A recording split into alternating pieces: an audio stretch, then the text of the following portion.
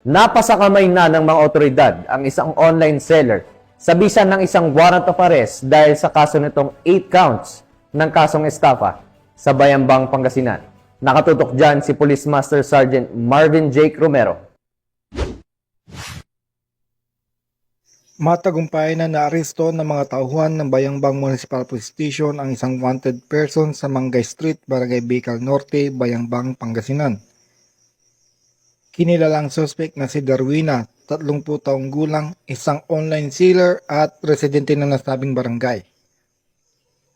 Naaresto ang suspect sa bisa ng warrant of arrest sa 8 bilang ng kasong estafa sa ilalim ng Article 315 Paragraph 2A ng Revised Penal Code kaugnay ng Cybercrime Law o Republic Act 10175. Ang bawat kaso ay may rekomendang piyansa na 200,000 pesos na may kabuuang kahalaga na aabot sa 1.6 milyon. Nasa kustodiyan ng Bayambang PNP ang nasabing suspect para sa kaukulang disposisyon. Mula dito sa Ilocos Region, ako ang iyong PNN Correspondent, Police Master Sergeant Marvin Jake Romero, alagad ng batas, taga-taguyod ng Balitang Pulis.